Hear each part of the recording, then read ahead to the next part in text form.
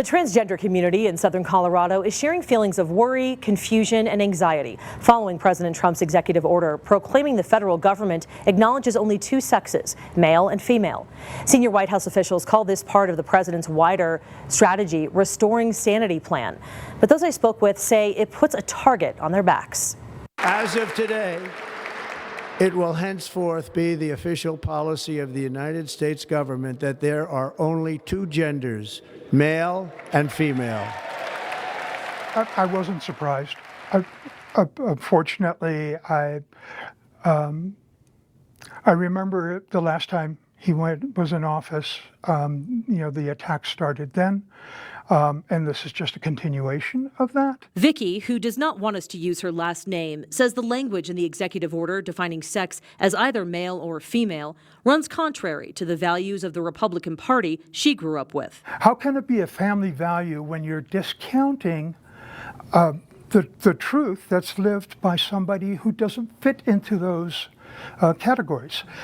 The world is not black and white. It never has been. The order focuses on women's rights and protecting them in single-sex spaces, like domestic violence shelters and bathrooms. It says, quote, efforts to eradicate the biological reality of sex fundamentally attacks women by depriving them of their dignity, safety, and well-being. Vicky says that language presumes that those who identify outside of male or female would aim to hurt or threaten women in those spaces. I want to go to the grocery store if I need to. I go to the gym. I go to the coffee shop. All of the places that I go throughout my day, I just want to exist in those spaces. I'm not trying to make a statement. I'm not trying to, I'm not trying to push my ideology on somebody else. I'm just being me. Let me make one final plea. We watched a portion of the sermon from Right Reverend Mary Ann Buddy from the National Prayer Service the president attended at the Washington National Cathedral, where she addressed the order. In the name of our God, I ask you to have mercy upon the people in our country who are scared now.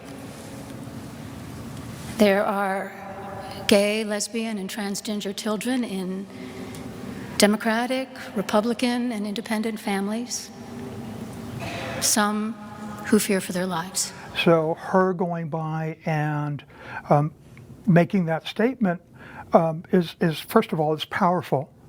But in another way, it makes me really sad. It makes me sad that we have to have somebody stand up for us in such a platform. Trump later reacted to the message on Truth Social, calling the bishop a, quote, radical left hardline Trump hater who, quote, brought her church into the world of politics in a very ungracious way. Another transgender woman I spoke with, named Ilaria, says following the order, she is, quote, afraid of more acts of violence in the trans community. She notes that the president's decision to pardon those convicted in the January 6th attacks could embolden some people to feel they won't be penalized for attacking them. On his first day in office, the president rolled back protections for transgender people. The order blocked requirements at government facilities and workplaces that transgender people be referred to using the pronouns that align with their gender. Trump's team says those requirements violate the First Amendment.